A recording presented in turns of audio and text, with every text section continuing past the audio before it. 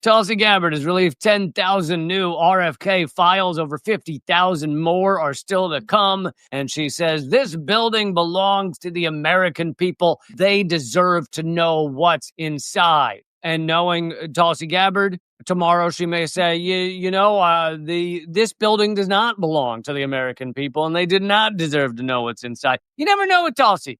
Day to day, you get a whole new person. That's what's exciting about her. That's why she's got so many supporters. So tomorrow you don't know who she is. And that makes it fun, makes it thrilling, right? You never know what you get. Every day you wake up and you go, who is Tulsi today? Who is she gonna be? So much fun. It was her and R.F.K. Jr. were kind of the faces of this releasing of the file. She says 50,000 more to come. I will preface this with the fact that, similar to the JFK files, very few people will read through all this stuff. So I think that's part of what the FBI and the CIA and many of these people who do not want the truth to come out, they're hoping that most of us will not read through this stuff. I got to be honest, I'm not going to read through most of it.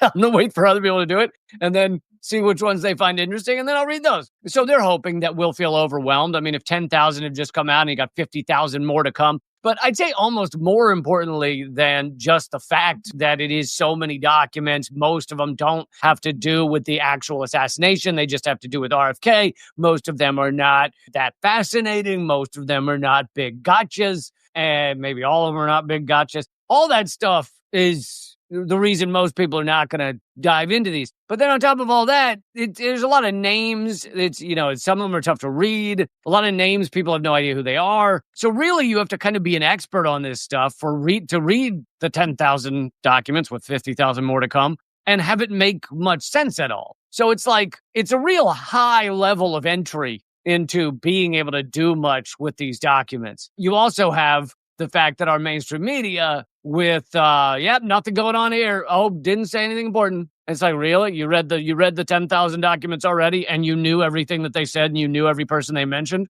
Really? The same with the JFK. When the JFK files came out, you had New York Times immediately saying, here's what the documents say. And literally the headline said, parentheses, Oswald still did it. No, he did not, good sir. He absolutely did not. So they try and get you to just go home. Don't read it. Don't care. Don't worry about it. Some of the other outlets are basically just like, conspiracy theorists say that it wasn't Sirhan. What crazy idiots saying it's not him. So some of the mainstream media, legacy media, whatever you want to call them, these fucking corporate goons are saying that. Washington Post did a slightly better job. I can't put it on the screen because there's a paywall. It's a long story. There's a paywall, but you get one article free or something. So I have it on the wrong browser. Don't worry. It's just, you know what? Stupid. Here's a little bit from the Washington Post. They say Kennedy was shot in June 5th, 1968, immediately after a victory rally held following the Democratic presidential primary in California. Before I read more, let's remember what was going on before this. You had the assassination of John F. Kennedy. You had our government, and, there are debates as to which level of our government was really responsible for killing JFK. I think most believe or know that it was the CIA, but that doesn't mean the CIA didn't have help from other groups. And so RFK, he knows, or is pretty sure, but I think he knows it is the CIA that killed his brother. He then eventually decides to run for president. The people responsible, like Alan Dulles and the others, for taking out JFK, know that if RFK gets into office, he'll shine a light on all this. He'll get to the bottom of it. He'll have the authority and the ability to actually hunt down the people responsible for the assassination of his brother. So they know that they cannot let him get that power. It would be absolutely catastrophic to them if he got into the presidency and then said, oh yeah, my brother hated the CIA. I hated the CIA because they've killed my brother. So now I'm going to, break up the CIA and investigate them, et cetera, et cetera. So they have a massive motive to take out RFK, who is basically the last remaining threat or the last powerful one that could force the revelations out to the American public. And by the way, one of the best books on the assassination of RFK is A Lie Too Big to Fail, which is by Lisa Pease. Lisa Pease is a great Twitter account to follow. She's been tweeting about stuff. She is one of the few people that can read these documents and literally remember every single name, know every single random person they're talking about and what's being said. So it's a good Twitter account to follow. But to know like where exactly RFK's head was during this campaign run, you've got to remember that he's seen multiple people, some of them fairly high up in the class system in the U.S., either oligarchy or oligarchy adjacent. He's seen a lot of people assassinated after JFK for knowing too much, for having too much information, for being a little too loud about the information they have. And I'd say one of the best books and the most interesting books on one of those assassinations is called Mary's Mosaic. Mary's Mosaic is about the assassination of Mary Pinchot Meyer, who was killed a year after JFK was killed. She was shot in broad daylight in Washington, D.C. She was JFK's mistress, but they'd also been friends and, sometimes lovers for years and years since like high school. And she was in those oligarchy circles, governor of Pennsylvania. And she was also married to, or she was the ex-wife of one of the higher-ups of the CIA, Cordmeyer. And none of that protected her. And she was calling up RFK, who knew her well, right? She's she wasn't just the mistress of JFK.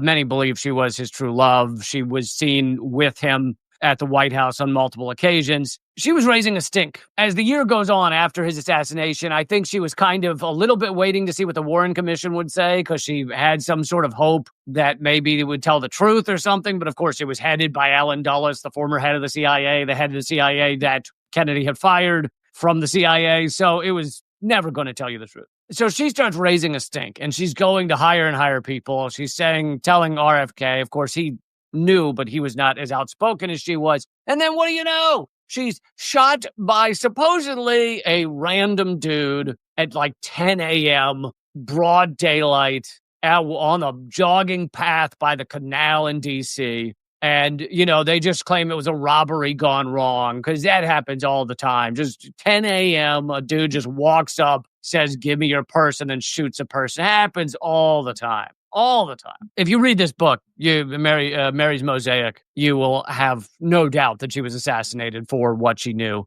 and for raising a stink about it. So RFK sees people like Mary Meyer being assassinated following his brother's assassination, people he knows. And so I think he knew during this run that it was a death march, or it was kind of like a Hail Mary to I'm going to see if I can become the president in order to out all this stuff. And if I don't, I'll probably get killed in the process. And sure enough, he was. And he was killed, funny enough, he's killed right after he wins California, like that night, which is when he became a true threat. At first it was like, oh, well, maybe he won't win. And then he wins California, and it's like, it's looking like he's going to win.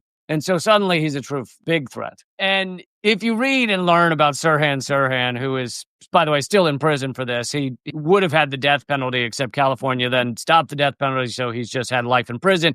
He was supposed to be paroled. The parole board voted for him to be paroled. And Gavin Newsom vetoed that, or whatever the term is, to make sure that he is still in prison. And RFK Jr., for all of his faults and for all of his issues that he has with fact and fiction, he does not believe that Sirhan killed his father. Sirhan was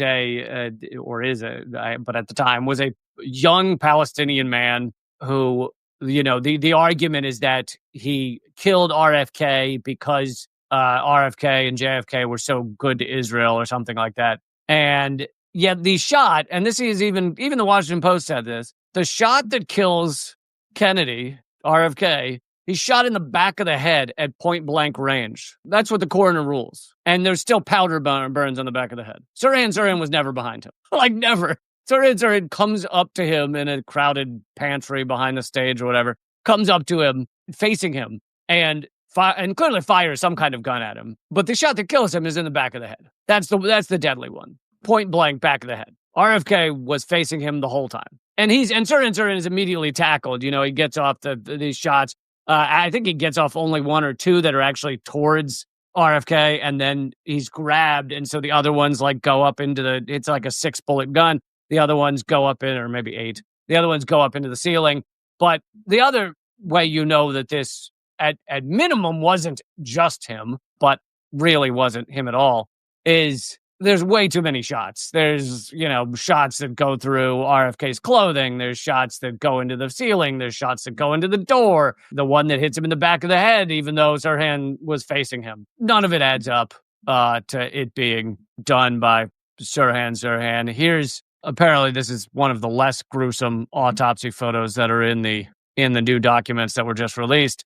And I'd say even this bullet, the bullet wound they're pointing to in the armpit area, looks unlikely to have come from the front as well, because it's towards the back of the armpit. And anyway, if you read Lisa P's whole book on it, the bullets that are in evidence, put in evidence by the police, are not the ones, not the same ones.